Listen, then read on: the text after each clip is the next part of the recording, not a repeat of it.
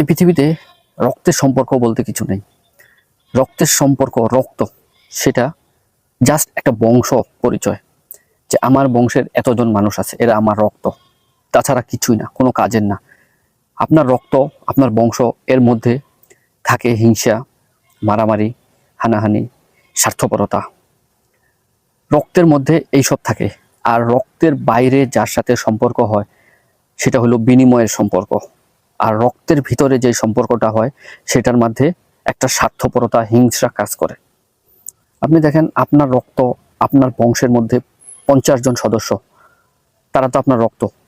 তার মানে রক্তের যারা আছে তাদের সবার সাথে আপনার সুসম্পর্ক থাকতে হবে, কারণ আপনার রক্ত। আছে কি? নাই। অথচ রক্তের বাইরে আপনার 50 জনেরও বেশি মানুষের সাথে আপনার সুসম্পর্ক। তার মানে কি? এখানে আসলে রক্ত ফ্যাক্ট করে না। ফ্যাক্ট হলো যার সাথে যার ভালো সম্পর্ক, যার সাথে যার বনে, যার সাথে যার মিলে, সেটাই বড় সম্পর্ক। রক্ত কোনো সম্পর্ক না, রক্ত একটা বংশ।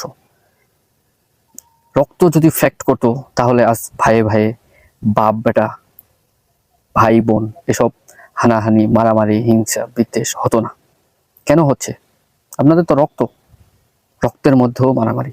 আর রক্তের মধ্যে যে মারামারি, হিংসাটা থাকে সেটা বিশাল দানব আকারের।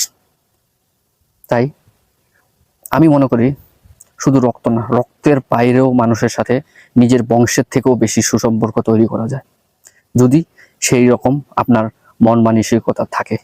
আর সেই রকম মন মানসিকতার মানুষ যদি আপনি পেয়ে থাকেন, তাহলে উভয়ের মধ্যে একটা সুসম্পর্ক তৈরি করা যায়, সেটা হোক রক্ত অথবা রক্তের বাইরে। আমরা তো শুধু পাগল, রক্ত, ও আমার রক্ত, এ আমার রক্ত। তো আপনার রক্তের কতজনের সাথে সুসম্পর্ক আছে দেখেন তো। সারাদিন যত মানুষের সাথে ফোনে কথা বলেন, কয়জন আপনাকে আপনার রক্ত ফোন দিয়ে ভালো মন্দ জিজ্ঞাসা করে? রক্ত বলতে কিছুই নেই। রক্তের টান থাকে স্বার্থপরতার কারণে।